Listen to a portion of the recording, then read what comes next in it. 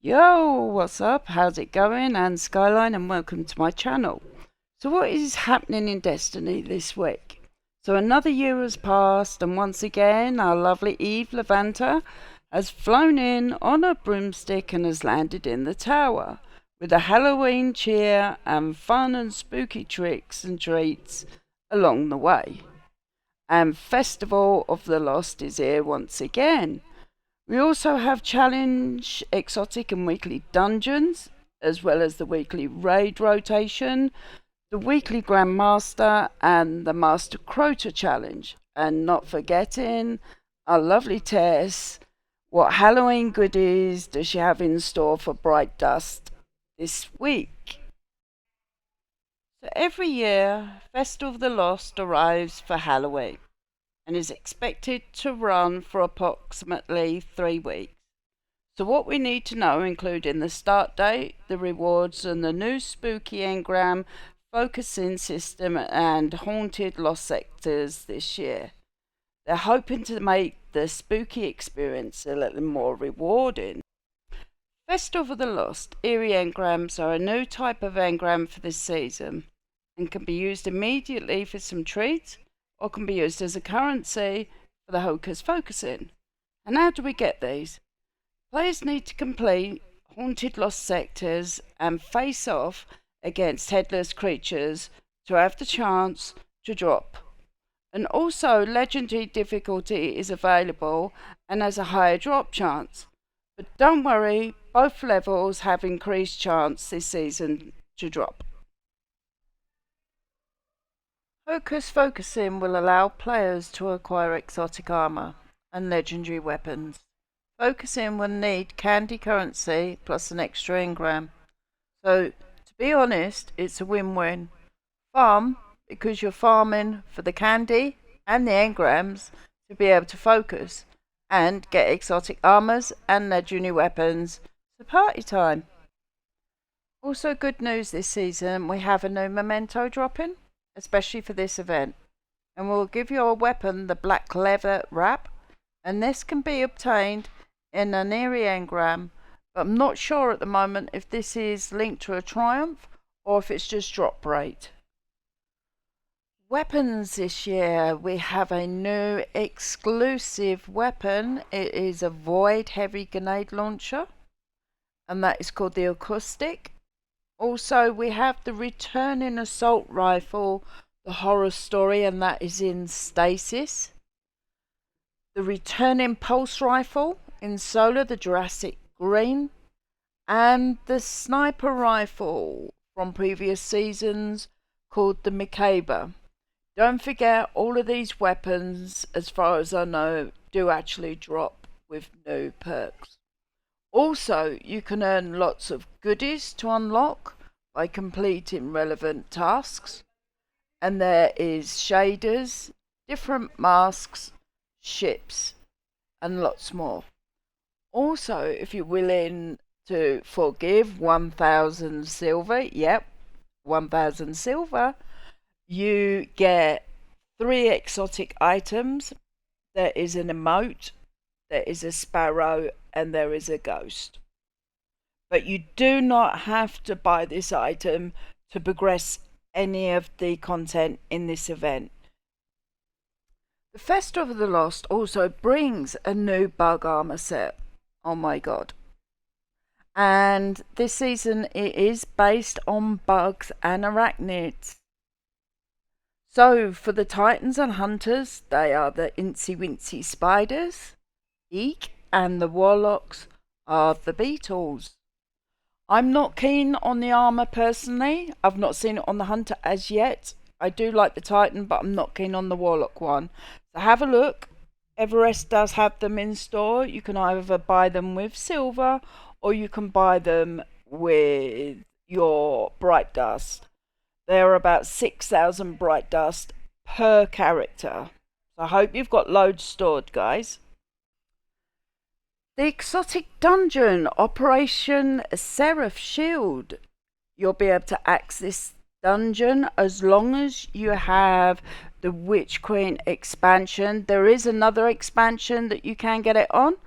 There is a normal and legend difficulty, exotic weapon is the Revision Zero pulse rifle, and this weapon is fully craftable, so it's not to be missed out on.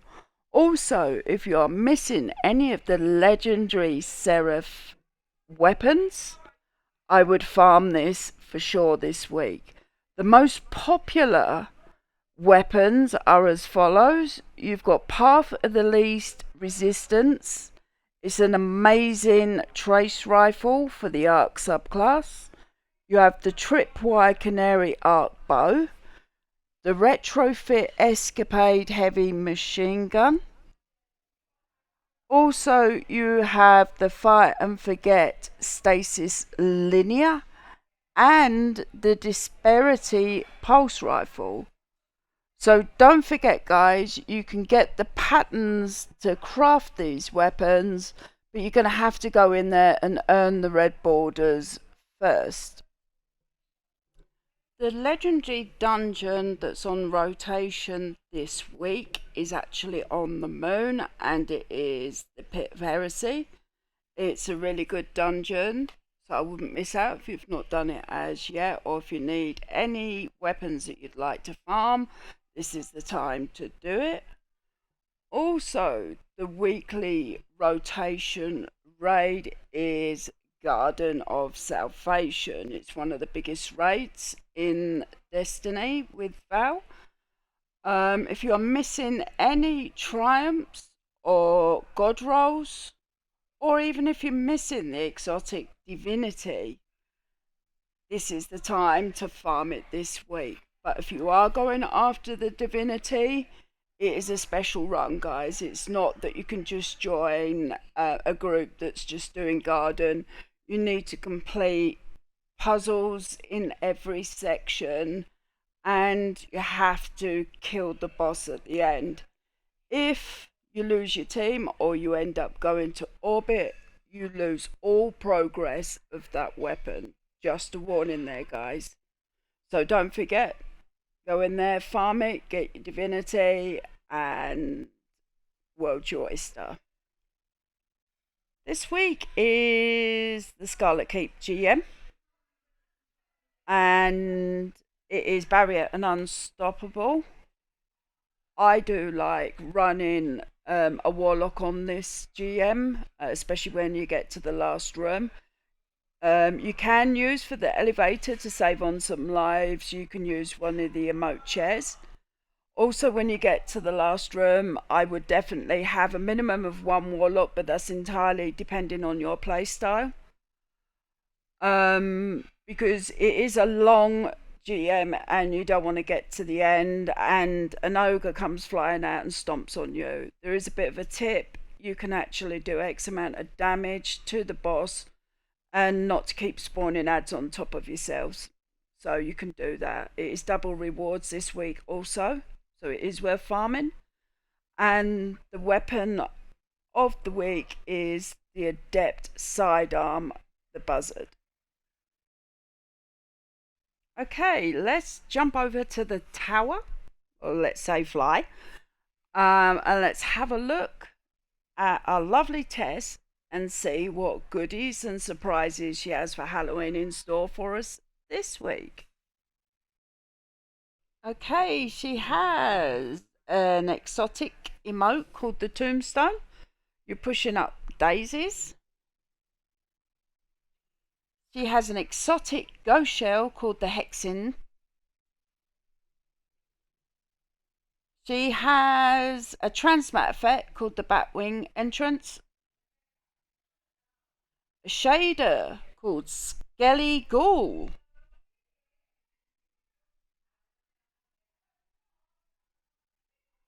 Another shader called Blood Mane.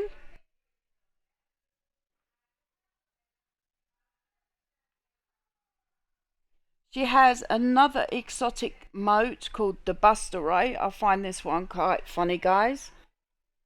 I haven't bought it as yet. I'm still thinking about it.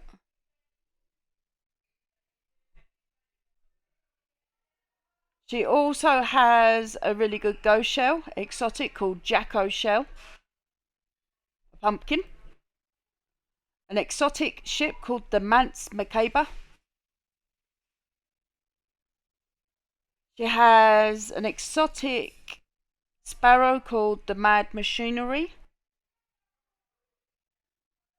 And she has a really nice ornament for the parasite. I quite like that one. The dragon. She has a ghost beam howling projection. A couple of new transmats. Some of them are not bad. She has another shader called Clinging Cobwebs.